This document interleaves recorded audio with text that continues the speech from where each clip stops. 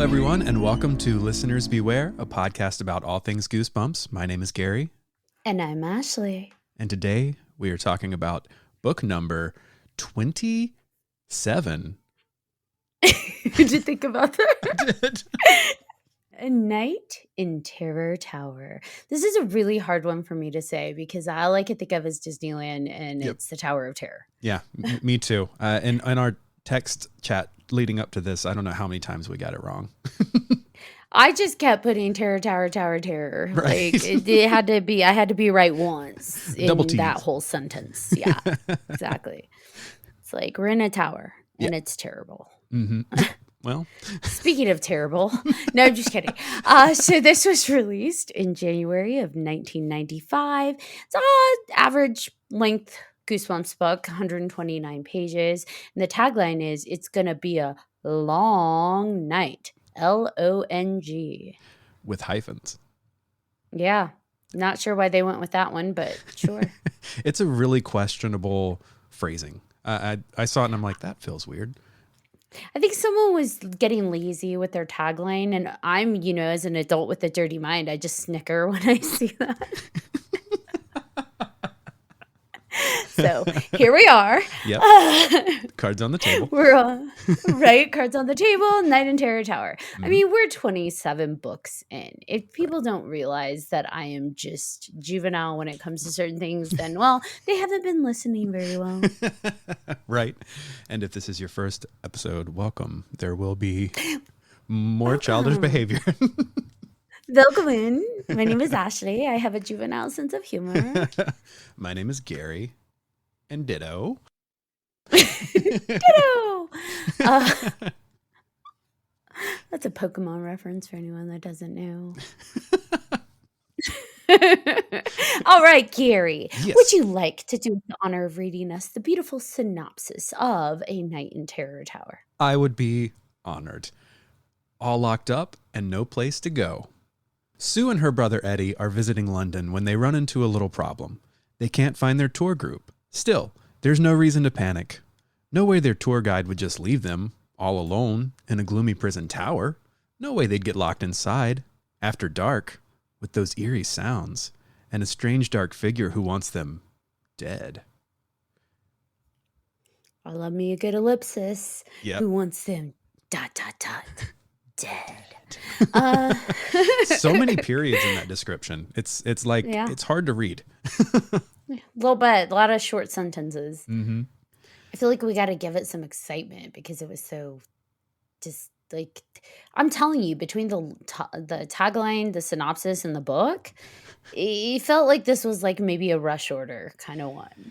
It does. And what's funny is that this one is so, I mean, we're not to final thoughts yet, but like this is like a quintessentially quote unquote classic Goosebumps, I feel like, from the cover, from the fact that it seemed like they really pushed this one more than the others, but it doesn't read that way. It doesn't. And of course, during the synopsis, all I can think of is, no way their tour guide would just leave them all alone.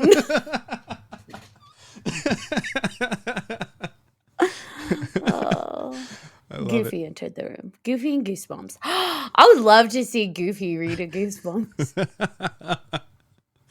That would be fun. Sue and her brother Eddie are visiting London. Yeah, you did that really well. Thank you. All I've got is all alone. All alone. Yuck. Yeah, I can't do Goofy. This is not my forte. Gosh. So. So we have siblings Sue and Eddie, and they're sightseeing in London. Once again, we've got non-existent parents, literally, who are at a conference apparently, and they're letting their kids run amok in London together with money and a camera. And what could go wrong? So many things. So they decide to go to Terror Tower because apparently it's being publicized, and Eddie, even though he's kind of hinted at being a scaredy cat, is like, but it's so exciting, I want to go. And honestly, same Eddie, I can relate. I am such a weenie when it comes to haunted places. However, someone's like, hey, it's historic and it's morbid, and I'm like, let's go. I'll be terrified, but let's go. Mm-hmm. Having done a ghost tour with you, I get it. Yeah, see, you've done it. And every single time it's just like, hey, that's spooky and haunted. And I'm like, oh my God, I'm so scared. Let's do it. Let's go again. Yeah, let's do it again. Yeah. So yeah, and you did the, what was it called again? The Trolley of Doom or something? I don't know. Yeah, the horror trolley or It trolley was of terror. something. Yeah, Trolley of Terror. There we go. We're on the Trolley of Terror. That's what it's going to be called from now on. Yeah. In Savannah, and then we went to that spooky mansion, which was really not that spooky, except for that one doll room. Yeah. And I'm not scared of dolls, but there was just something about that room. It was, yeah. Dolls don't scare me. Mm-mm. I'm going to go ahead and preface that. I know people in the horror community that I'm tangential Ashley for a moment. They ask about like, how would you feel about Annabelle? Would you meet Annabelle? Would you meet Robert the doll, who are like notorious, haunted dolls in one way or another? And I'm like, I wouldn't go out of my way to do it, not because I'm scared, but just because I think it's stupid. Yeah. Like, I'm not scared of dolls. Do I think a demon possessed a doll? No. Do I think that you need to get consent from a doll to take its picture or else something bad's going to befall you? Probably not. I'm all about teaching consent though. So I'm just like, yeah, you should, in theory, if they're saying the doll wants consent, like ask, because consent's important to teach. However, do I think that, you're going to be cursed? No. Right. That was a sidetrack. Sorry. No, it's okay. But that sidetrack is more exciting than this book. So. Yeah. No, let's just talk about everything but the book for the next hour, and then, we'll be a lot happier. No, spooky dolls, right? We'll be a lot happier. No, okay, there is one doll that freaked me out. Oh. Furbies. Oh, yeah. Yeah, no. Furbies. Mm-mm. Yeah.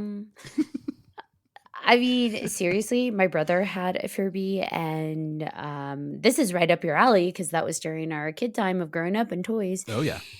Dude, my brother had one, and it would just randomly talk. And I remember I woke up at like 3 in the morning, and I had to go to the bathroom, and it was dark. House is pitch black dark, and his bedroom door was open. And I walk by, and as I'm walking by, like I'm not even walking by like close. It just I can see his bedroom door open, and it's pitch black dark.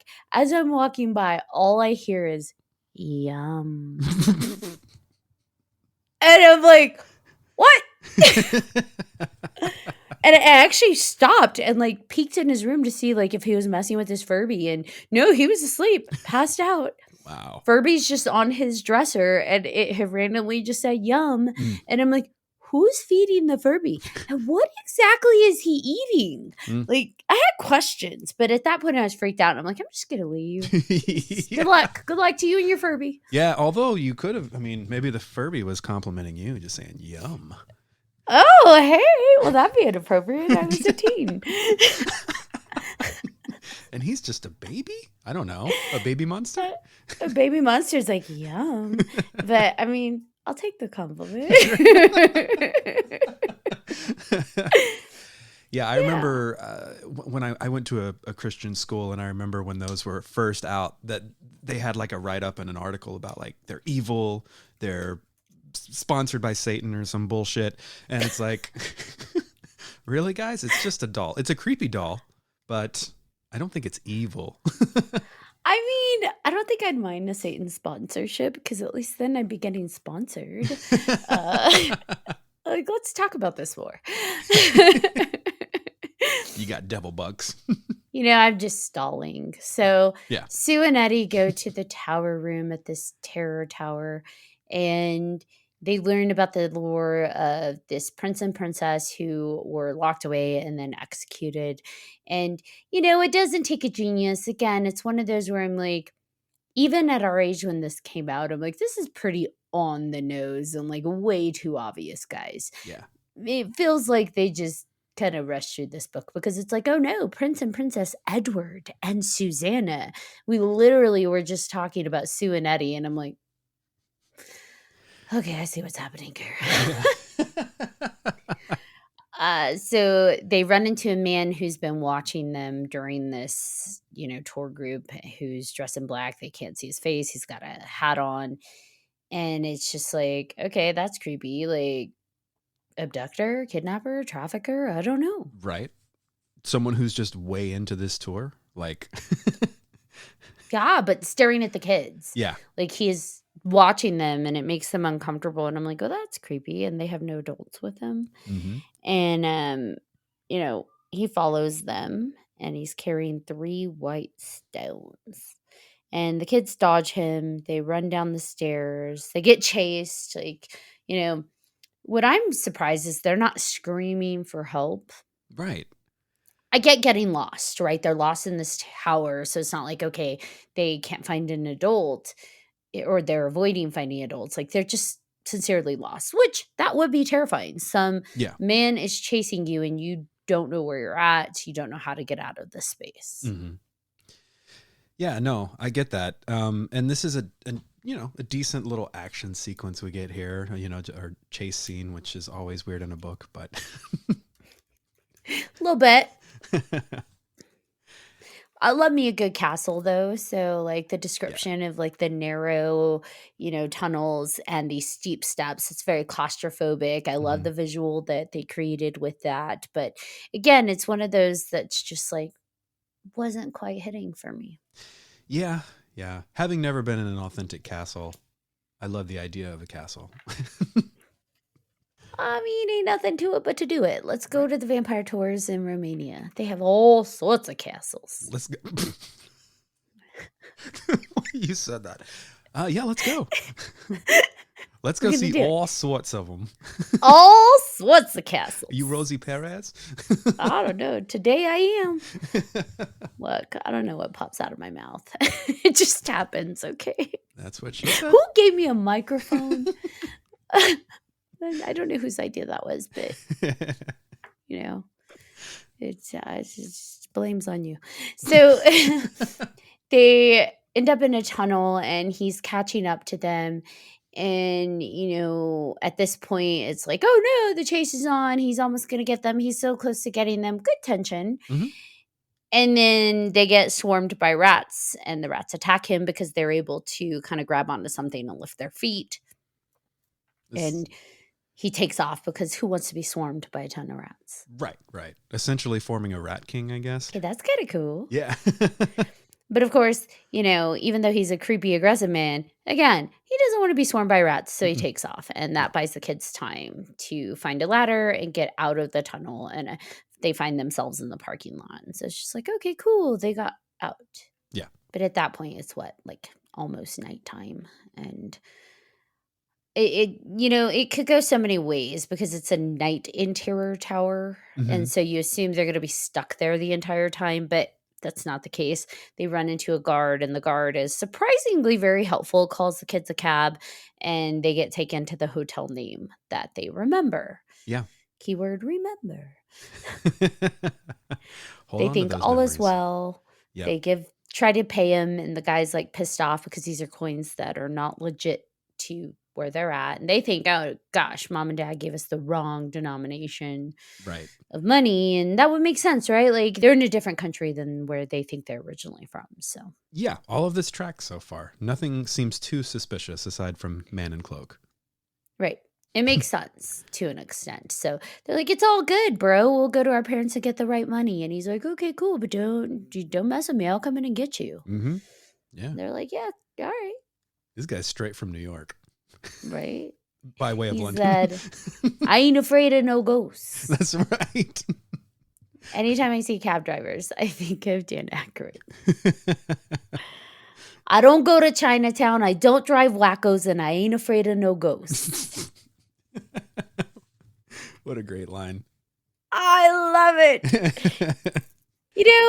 This is where I struggled. I feel like the book had a good little tension build and was really starting to pull me in Mm-hmm. while they were at the tower and being chased by who we later find out is the Lord High Executioner, which I really love that title. Yeah, it's a good title.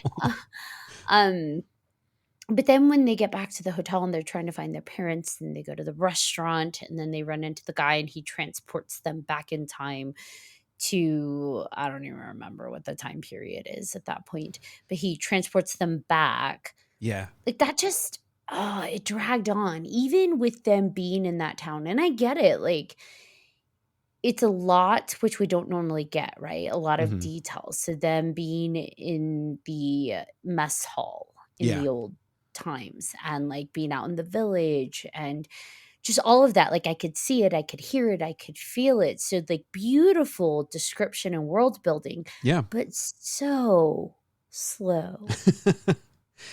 Yeah, you're not wrong. I mean, I did kind of wonder where the story was going the whole time whenever we suddenly shifted to ye olden days. I was like, oh, hold on. I didn't see this coming. Like, there's a lot of stuff I didn't see coming, but that doesn't necessarily make it interesting.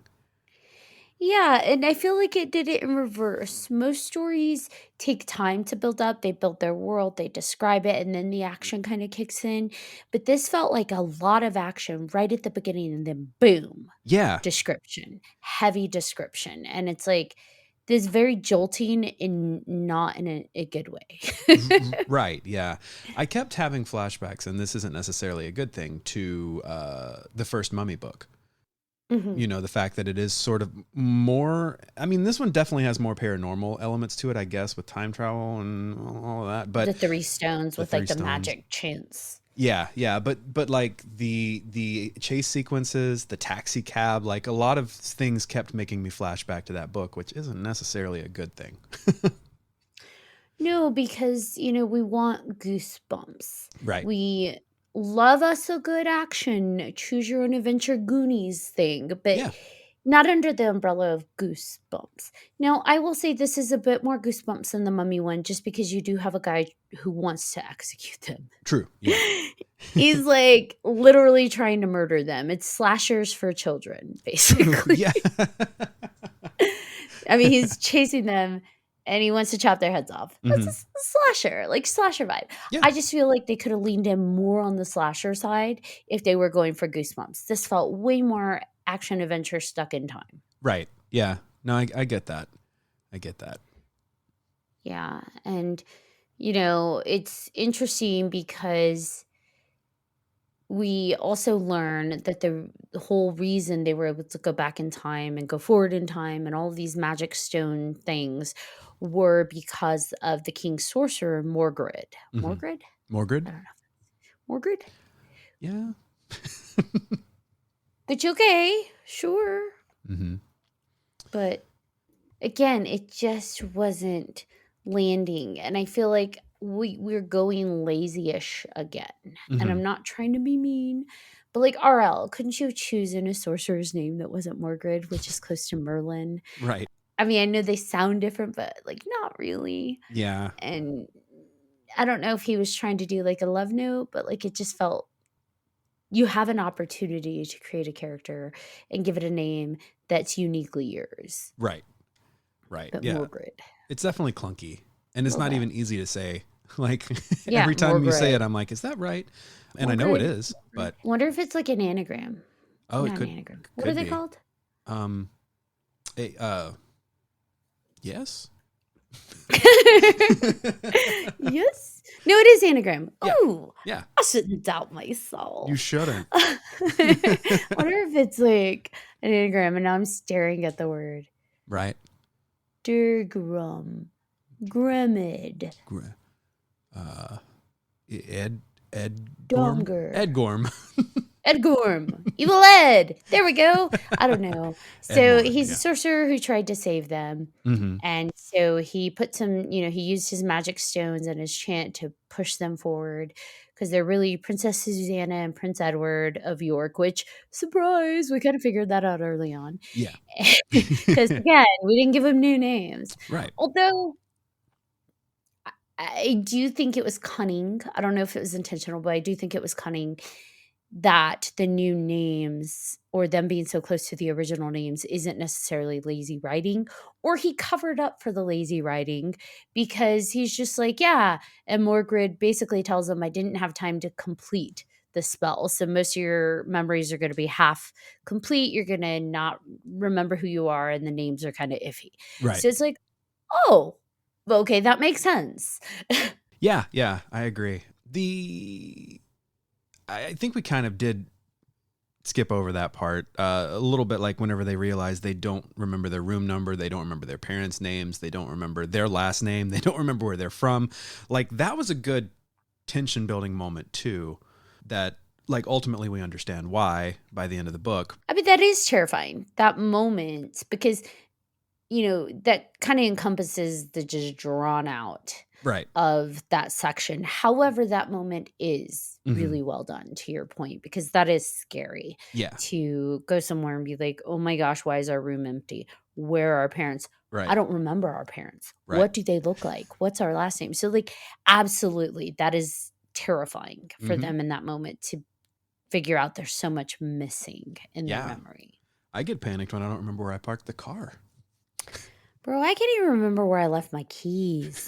Like, this is just, my memory's going. I Should I feel be that. concerned? I feel that. I turned 40 and now my brain's just like, what? Who are we? Where are we? Maybe I'm the Princess of York. You could be Princess Ashleana. Look, I'm the Princess of Hell, if anything. Aw. So, yeah, I don't know. Yes, to your point, that specific section, I think if they had moved that further, Yeah. then Yeah. that would have broken up some of the detail Mm. descriptors, right? Like, just it felt like we got that, and it was a really solid, really good, scary moment, and then it went into a very extended Yes. descriptor. Yeah. I'll never understand why some of these books are like 110 pages and then some are 130. And it seems like in this case, this could have easily been a 110-page book and cut out a lot of the details we didn't need here. Yeah. It could have been a paragraph of really solid description versus page and page and page of description. Yeah. Right. Because in these books, page and page adds up. It's a Mm-hmm. kid's book, essentially. So, like, that's just too many pages. Yeah. I do think another really solid moment of tension was towards the end of that when it picked back up, when Right. she goes to that woman for help and the woman hides her in a basket and then gives her away. Yeah. I was like, oh, that is scary, right? Like, that is really good, which I'm going to tie it but not go all the way in yet, which I was a little disappointed they took that out of the TV episode, because I thought that was a really good moment in the book, which wouldn't have been expensive to mimic. Put her in the basket. She hears the steps. Yeah. She hears them coming. And then the lady tells them exactly where she's at. So it's like, that would have been great to keep in, because in the book, it's like, oh, you feel it, right? Yeah. So that part is so well written. So well written. Really good moment of goosebumps. Yeah. There's a lot of ways I could shit on this book, but the moments that are good are pretty high. So like that's one of them for sure. Yeah. And honestly, to your point, if they had just taken out some of that filler descriptor, this probably would have read more like Goosebumps. I think the descriptors are ultimately, as well done as they are, what turned it more into an adventure book. Right. Than it was a Goosebumps book. Imagine if we just pulled a bunch of that out and it was them, him chasing them, the rats swarming, them not remembering who they are, him finding them in the basket, wanting to kill them. Like, okay, that's Goosebumps. Yeah. But adding everything else into it, like, hello, travelers, why are you dressed like that? You talk funny. Like, not necessary. Yeah. Yeah. No, I'm with you there. Yeah. So, although descriptions can be great and phenomenal in writing, it used too much in this one. Right. Yeah, I'm starting to think maybe I'm not crazy about RL's destination books. It's like between Egypt and London, I'm like, maybe I just want to stay in the States or whatever world RL's characters just keep us in the towers, or, on another planet. Right. Yeah, I think that when they get back into the tower, that's fun, because again, we've got that terror building up. They're going to come up. They're going to execute them. They're going to finish what was started. And I don't like the character of Mordred. He tried to save them, but then he becomes a coward and he's like, I'm sorry, I can't save you again. Yeah. Because then they'll kill me. So bye, children. Right, exactly. Did what I could. And, thank goodness Edward is like a burgeoning thief, criminal, because he's able to steal the stones, not once, but like 5 times. Mm-hmm. Yeah, watch this kid. Do not trust him with your wallet. I mean, I kind of have to wonder, these adults keep getting the stones taken from them. And it's like, have you not learned your lesson about this child? Prince of York or Prince of Thieves? Ooh, hey. Look at that. Hey. Edward Hood. Edward Hood. Edward Hood. Or Eddie Hood. Eddie Hood? I like Eddie Hood. I do too, actually. So we have Eddie Hood. Eddie Hood and Susanna. Maid Susanna.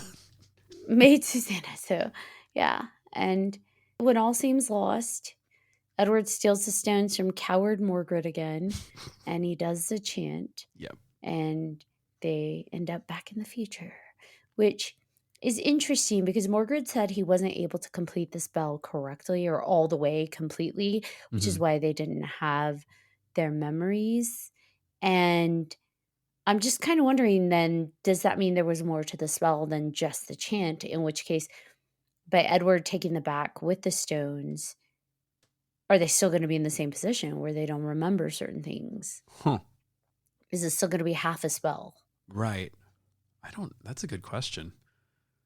Yeah. I had questions. I had lots of questions. Yeah. The science in this one's is a little fast and loose. So.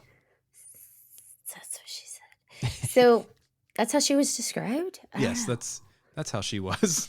You know that. That's how she was.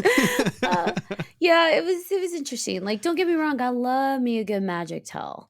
I love some supernatural sorcery, but there is some things left for all the descriptions that were given that was kind of left incomplete, like the spell. Yep. Disappointing. Yeah, a little bit.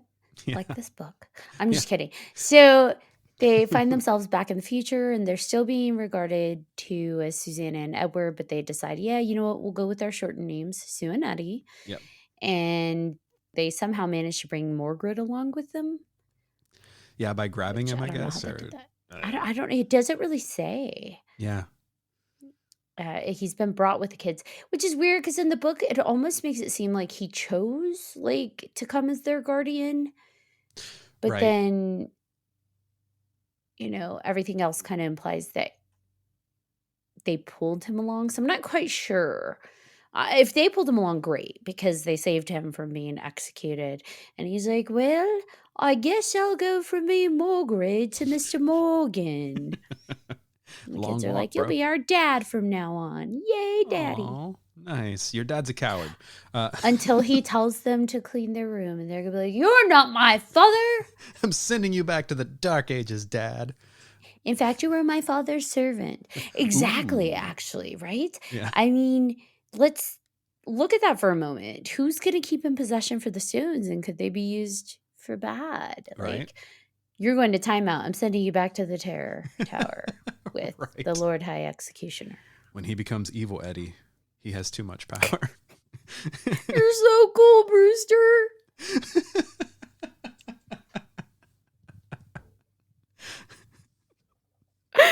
Oh, evil Eddie. Evil Eddie and Susanna. Oh, Susanna. Oh, Susanna. That's her nickname. The song's about her, actually. It is. So, yeah. Who knew it was about a former British or English princess? Princess. Yeah, I don't know. It's an interesting book. I kind of like the Lord High Executioner, though. He was just trying to do his job, man. Yeah. And I feel like that was some Doctor Strange shit going on because he's like, look, if you live, that changes the course of history. Mm-hmm. Which it should have, right? Right. The Tower of Terror, Terror Tower, shouldn't have even existed at this point because it was existing because, oh, hey, look, the prince and princess were murdered here. And this is like the lore of what happened because they didn't. That's true. Live. And their uncle took over. And it's like, well, history's rewritten because they did live. Yeah. I mean, they disappeared, I guess, but still they lived. So what did they change in the course of history by doing that? I feel like he was just protecting the timeline. Yeah. Yeah, but I don't know. Seems like a selfish timeline, right? Which butterfly did they step on, in the process to change everything? I think they killed a whole lot of butterflies by living. Yeah, most likely. But, Because, like, what if Morgred had a line Hmm. of sorcerers that were going to come from him and do other great things or save people because they weren't cowards like him? Right. And now, because he has been pulled into the future, anything he did from that point forward no longer exists. That's true. David Blaine was his great, great, great, great, great, great, great, great grandson, and now there's no David Blaine. Maybe that's why we have Merlin, because Merlin came along and was Could be. like, well, the coward disappeared. I have arrived. I Hmm. don't know. It's true. I have I don't know questions. either. But This episode is going to be titled Ashley Has Questions. What the hell? Subtitle: What the hell? What the hell? So, TV episode. Yeah, we still have to talk about that, don't It's, I mean, look, honestly, this is probably another solid one that stayed very close to the books, minus taking out the basket scene and changing that Morgred was a coward. They mostly stayed pretty true, which meant because this was a very extended book, it was also 2 episodes. Again, felt way too long. we? Yeah, I agree. I could have been just fine with 1. Like, this isn't like the normal issues that I run into where like the children are not great actors, the adults are hamming it up. Like, I feel like everyone kind of played it pretty well.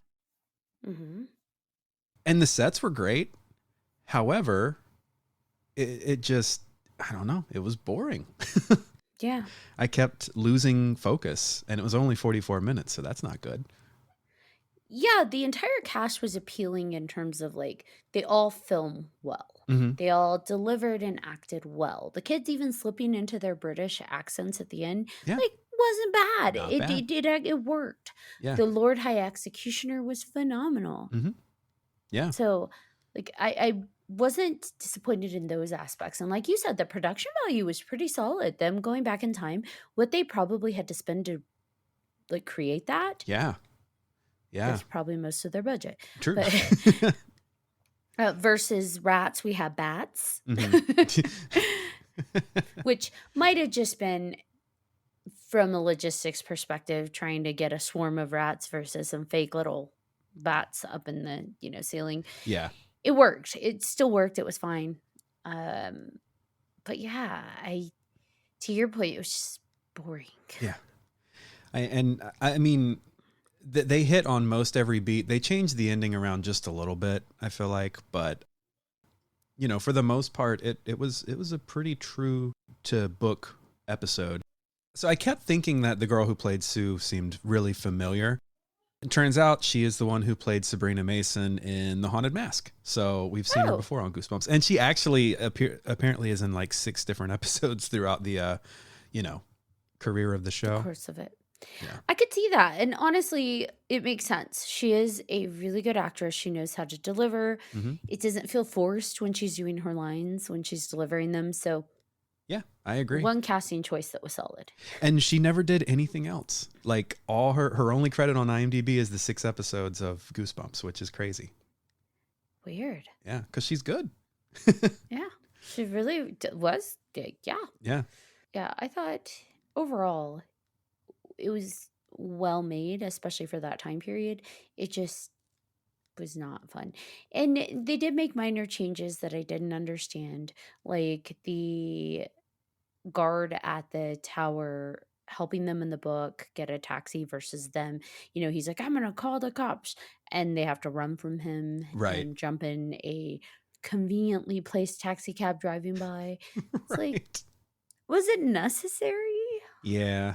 And that felt a little silly, but I don't know if they were like, ooh, we'll build more terror if it feels like everyone is chasing them. But it just, to me, it was like, it wasn't necessary. yeah, it was just a long chase scene for quite a while. And I think it was probably more exciting in the book, which says something. However, the scene in the kitchen, I was like, wait, are they trying to do Jurassic Park right now? Because like they're hiding behind the counter, and then the guy comes in and he's looking around. I'm just Yes. We just needed a glass of water. right. Yeah, I mean, again, it was one of those things where their choices of what to change just didn't quite make sense to me. But, I'm not the writer, so Yeah. they had a vision in mind. I do think that them changing Morgred into more of like a hero versus a coward, Mhm. because he throws the stones to them, and then or no, they throw the stone. Reverse, redo. Eddie throws the stones to him when they're about to get executed, and he does the chant to take them forward again. And it's like, he wasn't the hero. Why'd they take that away from Eddie? Yeah. Evil Ed deserved that win. That's right. So Eddie throws Mr. Morgan the 3 stones, and they end up back in modern times in London with him now as their guardian, which is interesting again because we've got just a slight change that didn't make sense. He says, I'm their guardian. Yeah. And in the book, it's, I'm your father now. I'm your papa now. It just, why? Why change that? It wasn't necessary. It does nothing, in my opinion, Yeah. for the book. Maybe Canadians have guardians, not fathers. I don't know. I don't know what the point of that was. Yeah, it was honestly. weird. Because even like the whole, his stones are missing, but then they're in his pocket, but then there's only 2 stones or something. And then he's like, oh, Eddie, there you go playing your tricks again. And Eddie's like, I didn't do anything. Only to find out, aha, the Lord High Executioner still has one, and he came forward. Again, plot holes, because you needed all 3, not just one. Right. Unless he morphed in time with them, which if that's the case, then that would definitely butterfly affect some shit. Like, right? And he took just one. Yeah. Yeah. Because the implication when they show him holding just one of the stones is that he kept one and used that to come forward. But when Eddie throws the stones to Morgred, I believe they're all 3. Yeah. Yeah, I think so. So, again, questions. And like you said, butterfly effect. Right. What are we doing here, folks?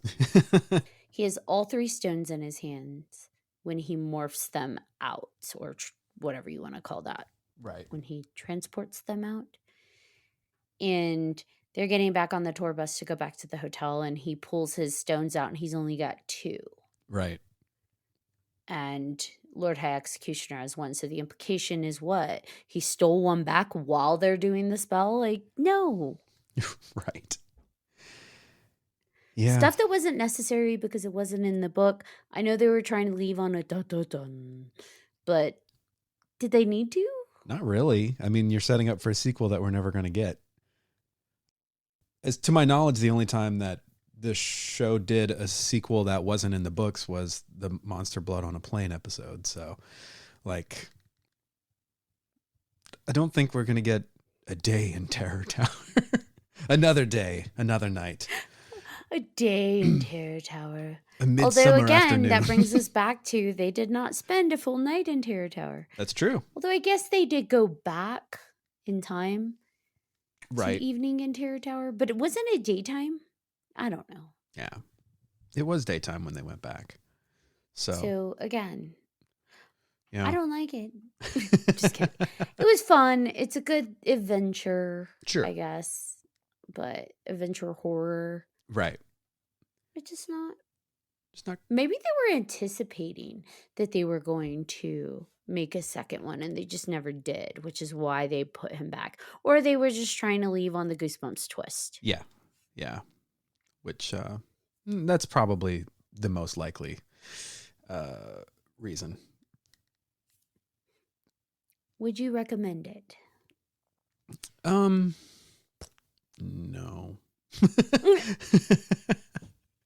I mean, I really don't think I would. There's this one's tough though, right? Because there's some good stuff in it that's really good, but then the stuff that's not good just completely sucks the life out of the room for me. So, like, ultimately, I guess not. But that's not an easy no. What about for you? I would say skip the TV episode, read the book, because the book, I think, on those scenes that do carry the tension are very, very solid. Yeah. So it's a quick read. If you're like, I got a few hours to kill, go for it. Give it a go, give it a read. It's fun. Why not? Right. If you're going in for actual, like, ooh, spooky goosebumps, maybe not this one. This is more on the adventure side of Goosebumps. Yeah. But I think as adventure books go, it's probably one of the better ones. Yes, it's much better than the ocean one. Yeah.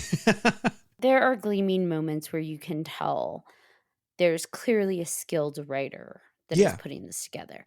It just doesn't feel true to the scary side of Goosebumps. And I think what we're learning is there are many sides of Goosebumps. There's the choose your adventure, there is the suspense thriller, and then there's just horror. Yeah.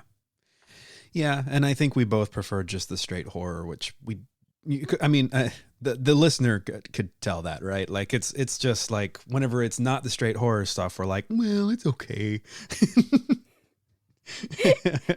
Yes, exactly. We're like, well, it just, okay, when we were younger reading these, the covers are created to look scary. So Right. even what they're trying to sell is scary. Mm-hmm. So when it doesn't match that, Yeah. anybody would be like, eh. Yeah. No, I agree.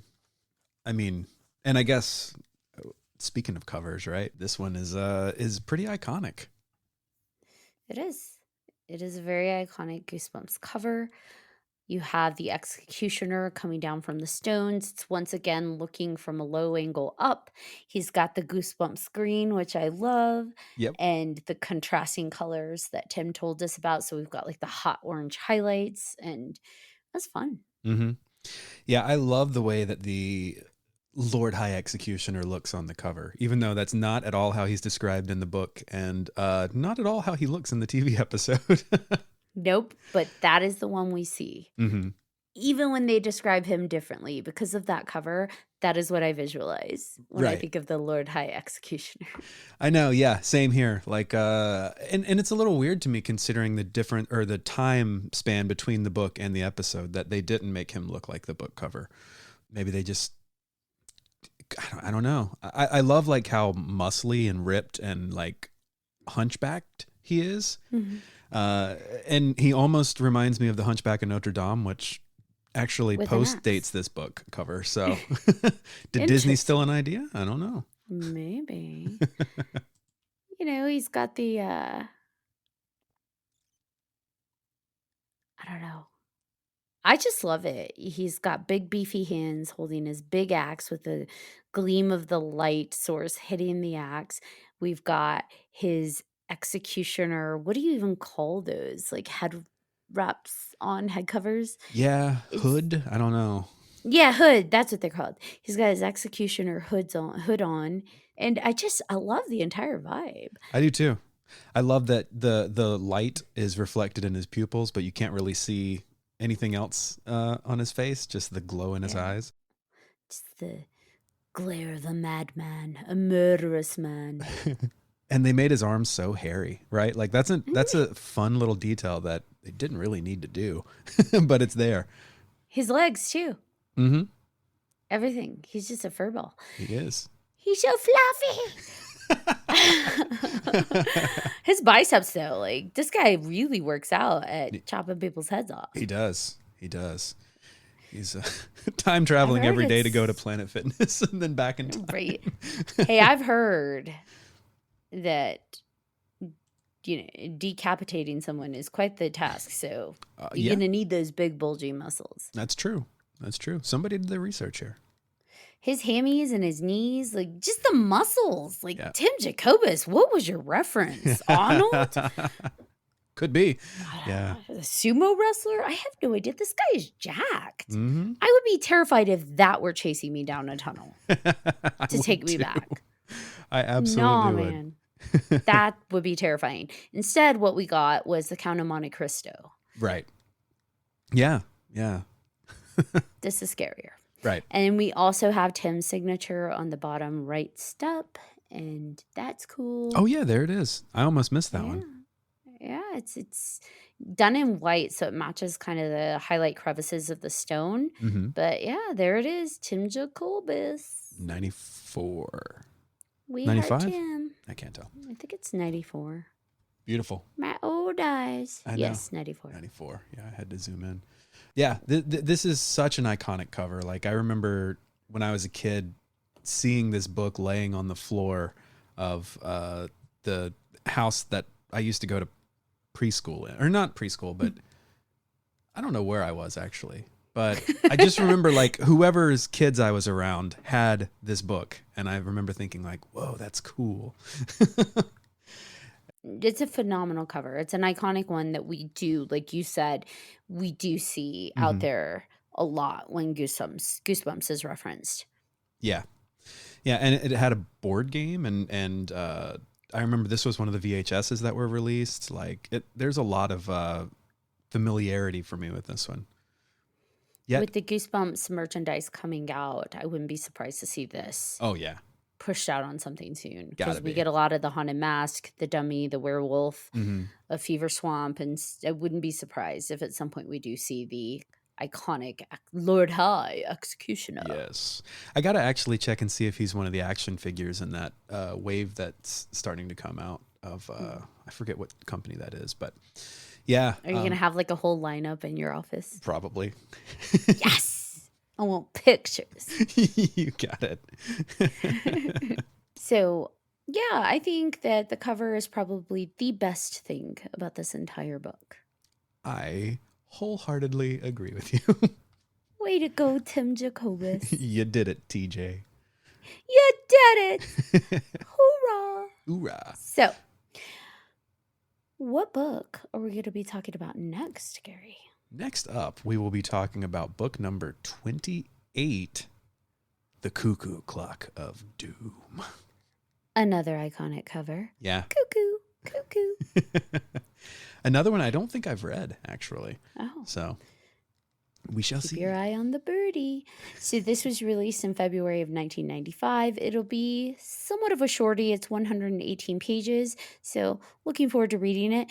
I don't remember it. I know I read it because I do distinctly remember the cover and choosing it because of the cover. Right. And so I've always had a thing with cuckoo clocks. I don't know why. So there you go. Or grandfather clocks. I love those big old clocks. So Yeah. this is one I read. I don't remember it though. So we'll see once I start reading it if it comes back to me. Yes. I'm excited. Like I texted you yesterday, I'm curious to see how he makes a cuckoo clock spooky. Grandfather clocks are spooky in my world. So Okay. they're always haunted.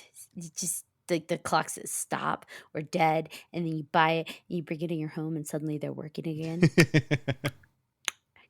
Yeah. And you just hear the pendulum of the little clock piece swinging back and forth. I'm just saying, it's just spooky and I love it. I'm here for it. In fact, why don't I own a grandfather clock? You better get on that. I'm on it. So, all right. I appreciate everyone for tuning in to Listeners Beware, a podcast about all things Goosebumps.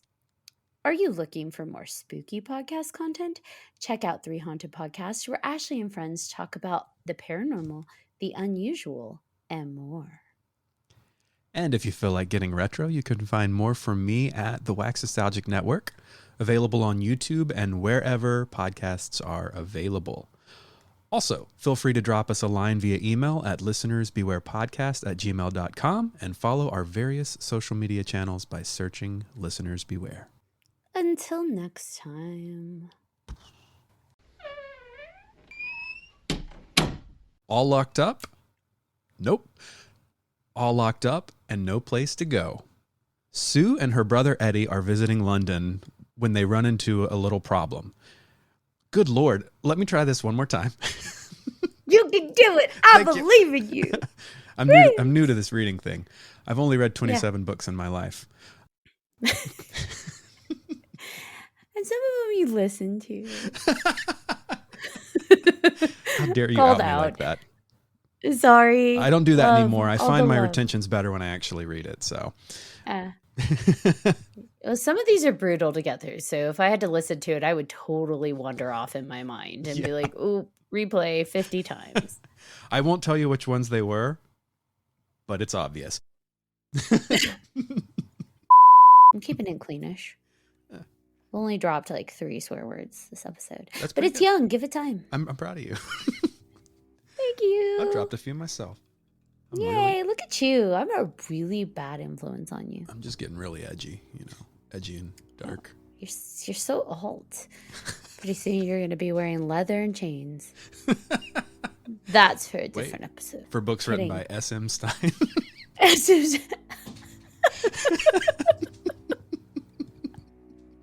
don't know if I should cut that joke in case he ever listens. No, you shouldn't.